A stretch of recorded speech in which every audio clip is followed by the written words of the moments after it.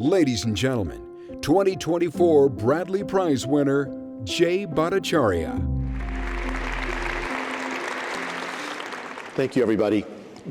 I'm so grateful to be honored by the Bradley Foundation. It's something I never imagined might happen. But I'm especially thankful because in my view, this award is not just to honor me, but to acknowledge so many brilliant scientists, nurses, and doctors, politicians, public servants, teachers and parents, lawyers, firefighters, cops, small business owners, CEOs, and people from every walk of life who risk their jobs, their reputations, and their family bliss to oppose COVID tyranny. I dedicate this award to each and every one of them. It's hard, in fact, it's not hard to see that our pandemic response was an utter failure. At the beginning of the pandemic, I was asked by an interviewer which country I would most like to be in to weather the pandemic, and I unhesitatingly said the United States. And unfortunately, I have to report to you in retrospect that that was a mistake. Official counts attribute more than 1 million deaths to COVID in the United States and almost 7 million worldwide. By early 2022, almost 95% of Americans had already contracted COVID, despite the harsh countermeasures in most states, including confinement of broad populations, closure of businesses, closures of churches, mosques, and synagogues, closures of schools, and the widespread violation of fundamental civil liberties. It turns out that these measures are not very good for our health. Many powerful scientific bureaucrats justified these policies with the idea that all scientists agreed that the lockdowns would work to suppress or even eliminate the virus. But this was known false even as early as spring 2020. For instance, the Swedish experiment, if you will, of keeping schools open in spring of 2020 was a tremendous success.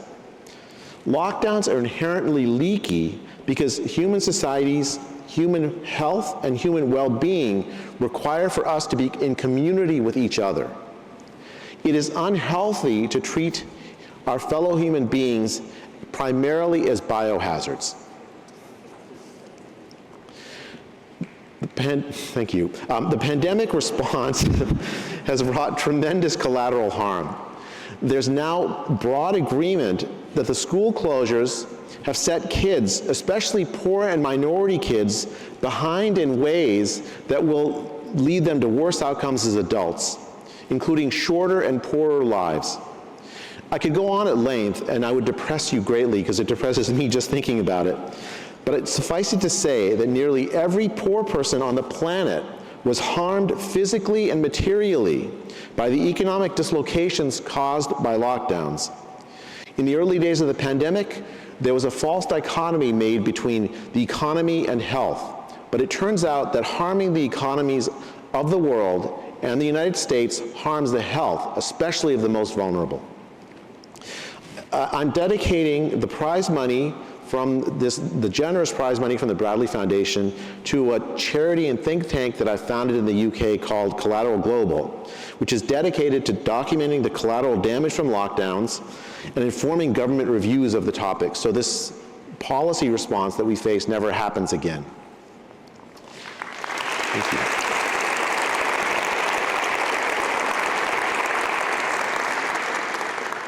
you. You know, maybe the most perplexing sin of the public health establishment during the pandemic is that it abandoned an essential commitment to science. The key to understanding this is that during the COVID era, governments worldwide, including, and I'm deeply sorry to say this, including the United States, violated the free speech rights of citizens and scientists to create an illusion of consensus in favor of lockdowns. Science works when scientists can freely discuss ideas and correct each other. This is especially important for science at the frontier of knowledge, for instance, when there's a new virus spreading around the world. Instead, scientists who harbored dissident thoughts during COVID faced tremendous pressure to stay silent. To combat this, I'm, with the Real Clear Foundation, founding a new journal that reduces scientific gatekeeping and increases discussion and peer review among scientists. In October of 2020, Martin Kulldorff, a professor at Harvard University, invited me and Professor Sunetra Gupta of Oxford University, two of the most important and well-known epidemiologists in the world, to a small conference in Great Barrington, Massachusetts. I never heard of the town before, but now it's my favorite place. We wrote a short one-page document called the Great Barrington Declaration, advocating for focused protection of vulnerable older people from lifting lockdowns and opening schools.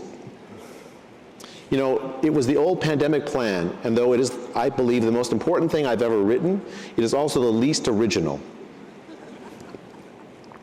We had two aims. One was to shatter the illusion that there was a scientific consensus in favor of lockdowns, when we knew for certain there was not.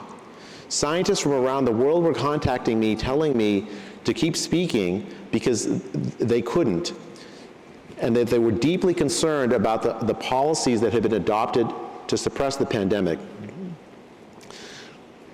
Our second aim then was to start a conversation among professionals, public health professionals, so that they could learn how to protect people from COVID better without the damaging policies of school closures and lockdowns. The Great Barrington Declaration went viral. Maybe some of you signed it. Tens of thousands of doctors, epidemiologists, and scientists endorsed it, and 1 million people from every walk of life signed it. People from 40 different countries sent translations unbidden for the declaration. But 4 days after we wrote it, the head of the National Institute of Health, an agency from whom I've received funding for most of my career, a man named Francis Collins, whom I've long admired for his scientific brilliance and also for his faith, he wrote an email to Tony Fauci calling me, Martin, and Sunetra fringe epidemiologists. And he engaged in a media campaign to conduct a devastating takedown. Media hit pieces flooded the airwaves, alleging that the three of us wanted to let the virus rip and to kill people for the crime, for wanting, and to kill people, kill grandma. He went after us for the crime of advocating that we better protect older people from the virus and to allow kids to go to school. This was an abuse of power by Francis Collins. As head of the National Institute of Health, his agency controls the funding and professional standing of nearly every biomedical scientist of note in the United States and many worldwide. When Collins directed his devastating takedown at the Great Barrington Declaration, he sent an unmistakable signal to other scientists and epidemiologists: fall in line with his lockdown policy or face excommunication from the scientific community. I've since discovered that the Collins' devastating takedown was not an anomaly.